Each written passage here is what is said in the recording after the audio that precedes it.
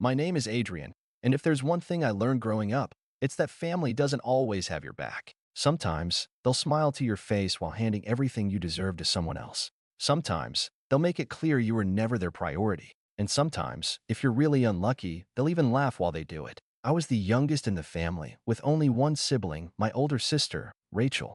If you asked my parents, she was perfect. She was smart, responsible, the golden child who could do no wrong. And me? I was always just there. A background character in my own family. If she wanted something, she got it. No questions asked. And if I wanted something? Well, I needed to stop being so selfish and learn to share. It wasn't obvious at first, at least not when I was little. But as I grew up, I started noticing the pattern. Rachel got a brand new car on her 18th birthday. I got an old second-hand junker that barely ran. She went to an expensive college, fully paid for by her parents. I was told to take out student loans because they had already spent too much on Rachel's education. Every milestone in my life was treated as an inconvenience, something they had to deal with rather than celebrate. But the real betrayal? That came later. Our childhood home was everything to me. It wasn't a mansion or anything special, just a cozy two-story house with a big backyard where I used to play as a kid. It was the one place that always felt like home. My parents had owned it for decades, and they always said they planned to pass it down to us. I naively thought that meant splitting it equally between me and Rachel. I should have known better. I still remember the day they told me. I had just graduated college, scraping by on part-time jobs while looking for a real career. I was exhausted but hopeful, thinking that maybe, just maybe, I'd finally get something fair from my family. Instead, I came home to find my parents and Rachel sitting in the living room, all smiles and excitement. "Great news, Adrian." My mom beamed. "We've decided to give the house to Rachel." I blinked. "What?" "Rachel has a family now," my dad said, as if that explained everything. "She has a husband, a baby on the way. She needs the space. You're still young. You'll figure something out." Rachel just smirked, sitting there like a queen accepting her throne. "It makes sense, doesn't it?" she said. "I mean, you don't even need a house. It'd be wasted on you." And then, the part that still burns in my memory, my parents laughed. Actually laughed, as if the idea of me deserving a place to live was some kind of joke. I didn't laugh. I didn't smile. I fought. I argued. I reminded them that I was their son too, that I had worked just as hard, that Rachel getting married didn't mean I should be thrown aside like an afterthought. But they wouldn't budge. "Rachel needs it more," they kept saying. "You'll understand when you're older." I left that day with nothing but a sick feeling in my stomach and the knowledge that I wasn't welcome in my own home anymore. But if they thought I'd just roll over and accept it, they were wrong. I walked out of that house feeling like the air had been knocked out of me. It was the first time in my life I truly understood what it meant to be on my own. No backup, no safety net, just me. I wanted to believe that maybe my parents would come to their senses, that they'd realize how unfair they had been. But weeks passed, and nothing changed. Rachel moved into the house like it had always belonged to her, redecorating, changing things, erasing every trace of the childhood we had shared. My parents helped her settle in, acting like they had done something noble, something right. And me? I was left scrambling. I had no savings. My part-time job barely covered my student loans, and with nowhere to go, I had to crash on a friend's couch. I told myself it was temporary, that I'd find a job, get back on my feet, and everything would be fine. But reality had other plans. Finding a stable job was harder than I expected. Every rejection email chipped away at my confidence. My friends were supportive, but I could tell I was overstaying my welcome. I can see it in the way their smiles got tighter, the way they hesitated before saying I could stay as long as I needed. I couldn't blame them. No one wants a permanent houseguest who can barely afford to chip in for rent. I applied everywhere: corporate jobs, retail, even restaurants, but nothing stuck. My parents knew I was struggling, and do you think they offered to help? Not once. When I finally caved and asked if I could stay for a little while, just until I got a steady paycheck, my mom sighed like I was being dramatic. "Adrian, we talked about this," she said, her voice sickly sweet, like she was explaining something to a child. "Rachel and her family need the space. You'll figure something out. You always do." Rachel, of course, had to chime in. "Maybe if you stopped whining and worked harder, you wouldn't be in this mess." I clenched my fists so hard my nails dug into my palm. "I am working hard." Rachel rolled her eyes. "Then why are you still broke?" That was the last time I asked them for anything. If they wanted to cut me out, fine. I'd do it on my own. For the next year, I bounced between cheap rentals, doing whatever I could to keep my head above water. I took jobs I hated, dealt with bosses who barely looked at me, and learned to stretch every dollar. There were nights I went to sleep hungry, mornings I woke up exhausted, but I kept going. Because I had one goal: make it out of this and never, ever need them again. And slowly, things started to change. I landed a job at a small tech startup. Low pay, long hours, but it was something. I threw myself into it, working late, taking on extra projects, learning everything I could. When promotions came up, I fought for them. When opportunities appeared, I grabbed them. While my parents were busy playing house with Rachel, I was building something real. And one day, after years of climbing, I wasn't just surviving anymore. I was thriving. I had my own apartment, bigger than anything I'd ever expected to afford. My bank account wasn't just stable, it was comfortable. The kind of comfortable that meant I didn't have to check my balance before making a purchase. And best of all, I had something no one could take from me: independence. I thought I'd moved on. I really did. But life has a way of bringing things full circle. Because after years of acting like I didn't exist, my parents showed up again. And this time, they were the ones with nowhere to go. It started with a phone call, a number I hadn't saved, but one I recognized instantly. My mother. I stared at the screen, debating whether to answer. It had been years since she last called me. The last time we spoke was a half-hearted birthday text she sent out of obligation, one I didn't even bother responding to. So why now? Curiosity won over. I picked up. Hello. For a second, there was silence. Then, a hesitant, almost nervous voice. Adrian, it's Mom. I leaned back in my chair, waiting. I wasn't about to make this easy for her. Yeah. She exhaled, as if this call was some great burden on her. How have you been? I almost laughed. How have I been? Now she cared. I wasn't about to give her the satisfaction of knowing just how well I was doing. Fine, I said flatly. Why are you calling? There was a pause, then a strained chuckle. Straight to the point, huh? You always were so impatient. That's when I knew she wanted something. She always pulled the motherly guilt trip when she needed a favor. I waited, letting the silence stretch until she finally cracked. Well, we've run into a bit of a situation, she admitted, her voice careful, like she didn't want to give me too many details. Your father and I, things have been hard lately. Well, we had to leave the house. I raised an eyebrow, even though she couldn't see me. Their house. They hadn't owned a house in years. They gave ours to Rachel, and last I heard, they were renting a small place nearby. What do you mean?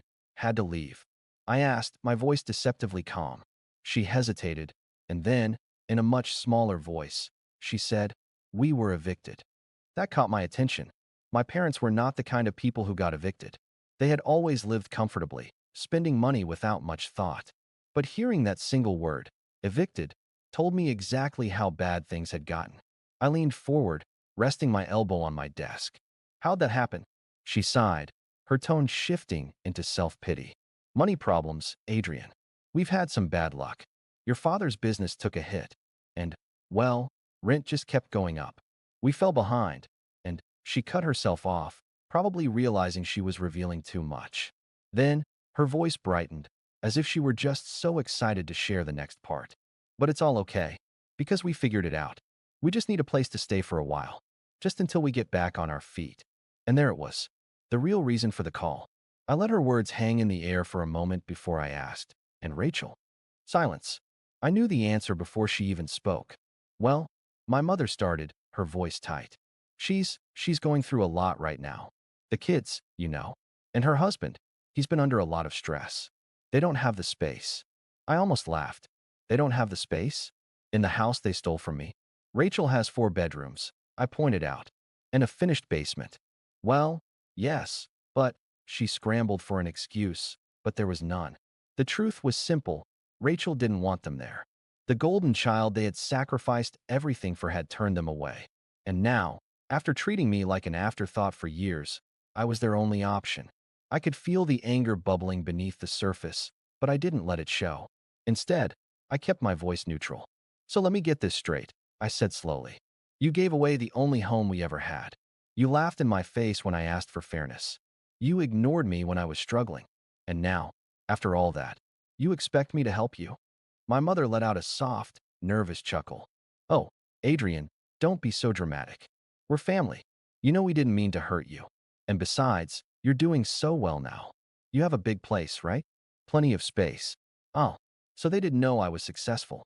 They must have been keeping tabs on me, even if they never reached out. I clenched my jaw, fighting the urge to just hang up right then and there. But I wasn't done yet. Where are you staying now? I asked. A motel, she admitted. But it's awful, Adrian. We can't live like this. Can't live like this. Funny. I remembered nights when I slept in my car because I couldn't afford rent. I remembered stretching a single meal across 2 days because I had nothing left in my bank account. I survived, without their help, without their pity. And now they were acting like they were the ones who had suffered. I exhaled, leaning back again. I'll think about it, I said. My mother sounded relieved. Oh, thank you, sweetheart. I knew you'd understand. Just let us know when we can come by. I said I'll think about it. I interrupted. Then, without another word, I hung up.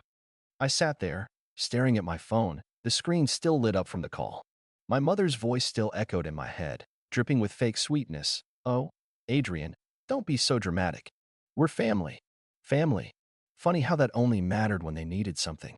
I wasn't done yet. If my parents were desperate enough to come crawling to me, that meant one thing: Rachel had shut the door in their faces. And I needed to hear that for myself. I scrolled through my contacts, my thumb hesitating over her name.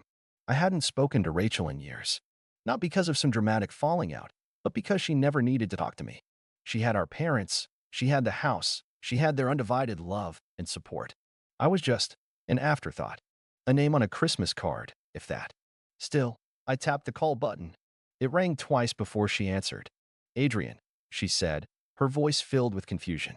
Straight to the point. Hey, Rachel? Just got a call from Mom. There was a pause.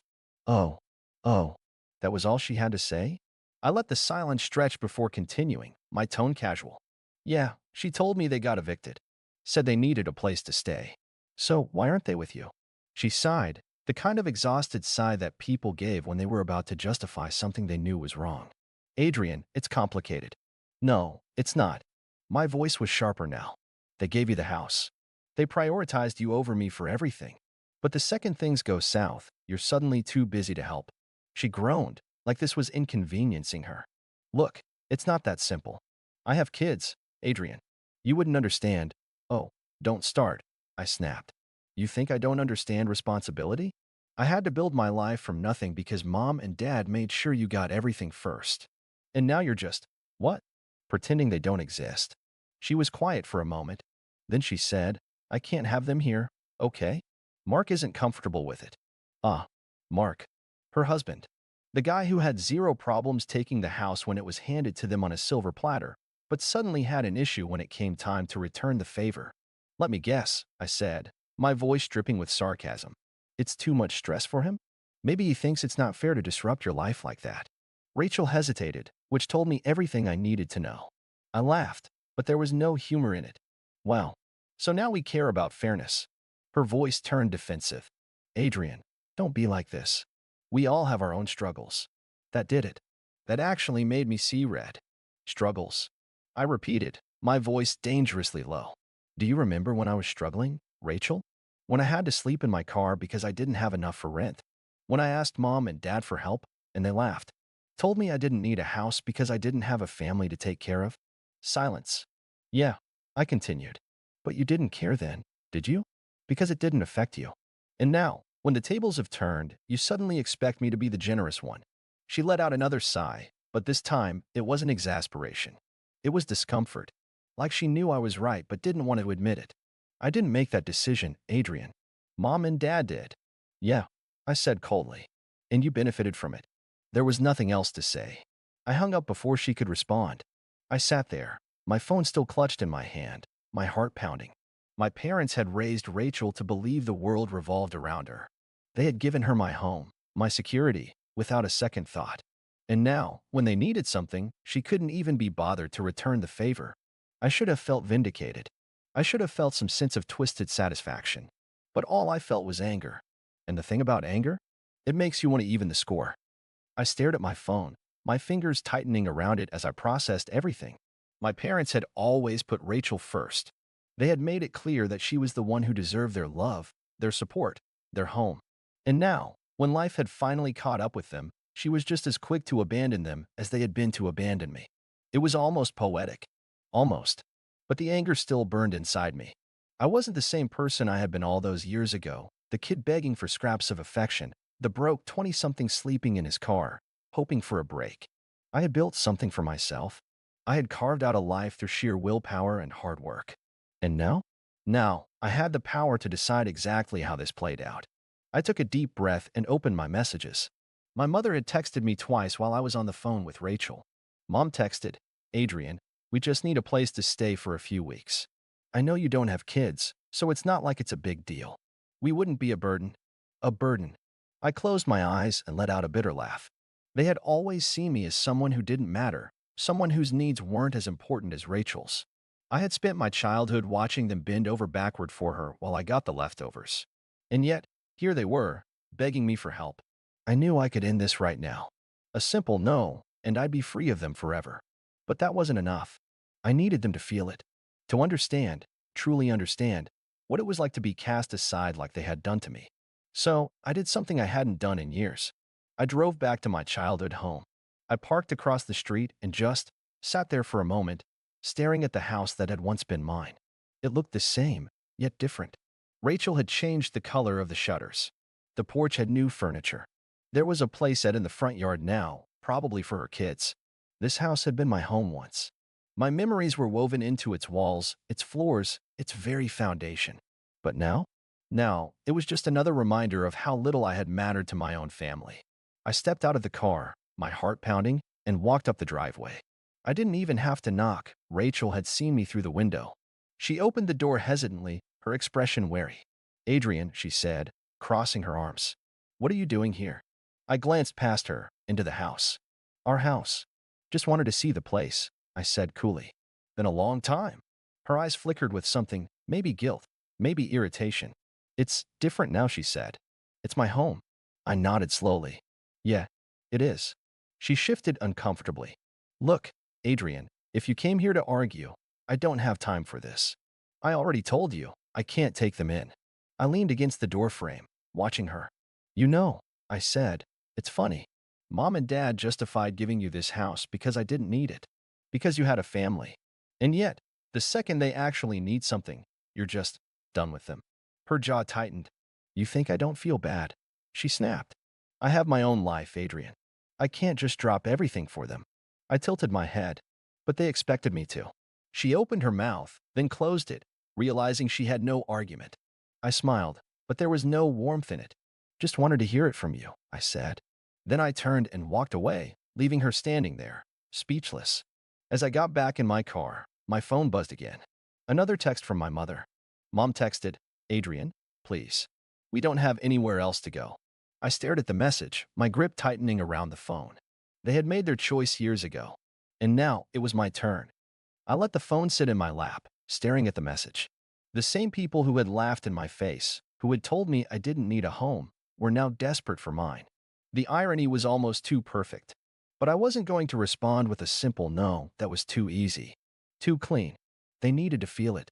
They needed to understand. So I picked up my phone and dialed. My mother answered on the first ring.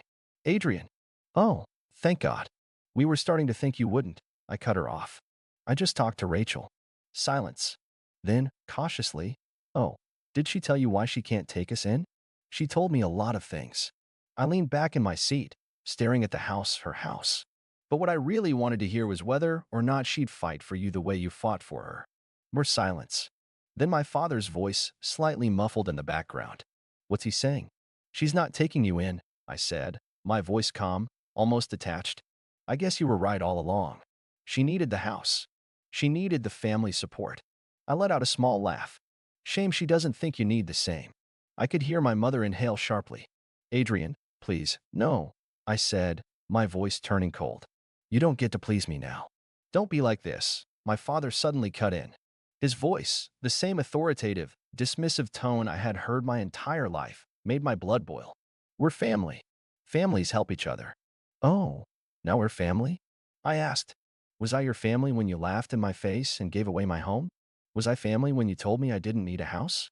When I was struggling just to get by while you lived comfortably in the home that should have been mine?" "That was years ago," my mother said weakly. We didn't know things would turn out this way. I clenched my jaw. Neither did I said quietly. I didn't know that being your son meant I was disposable. I didn't know that my whole life would be spent playing second to Rachel. And I sure as hell didn't know that one day, when you had nowhere else to go, you'd come crawling to me, expecting me to forget everything you did. Adrian, we're sorry. My mother tried again. But you have a big house, don't you? You have money now. You won't even notice if we stay for a while. I let out a humorless laugh. Just like you didn't notice when I had nothing?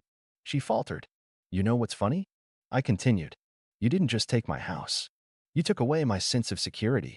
You made it clear that I wasn't worth fighting for. And now, the person you did fight for won't even lift a finger for you. Adrian, we raised you. My father snapped. We put food on the table. We gave you, what? A roof over my head until you decided I didn't need one? A childhood full of being ignored in favor of Rachel. I scoffed. You didn't raise me. You tolerated me. There was a long, heavy silence. Then my mother tried one last time, her voice desperate. Please, Adrian. We have nowhere to go. I took a deep breath, closed my eyes for a moment, then exhaled. And then, I gave them the same answer they had once given me. You don't need a house. I hung up, and this time, I wasn't the one left out in the cold. This all happened yesterday. I haven't answered any calls since, and I don't plan to. They've been blowing up my phone, alternating between guilt-tripping, fake apologies, and outright demands that I stop being petty and think about family. Even Rachel had the nerve to text me, saying I was being cruel. Cruel? Me? The same people who laughed in my face when I begged them not to take my childhood home are now calling me cruel because I won't give them a place to stay? I don't feel bad. Not even a little. But I'll admit, part of me is curious. Did I do the right thing? Should I have at least let them stay for a few days? Or is cutting them off completely the best decision? I know one thing for sure. I finally have the power in this situation, and I'm not about to hand it back. What do you think?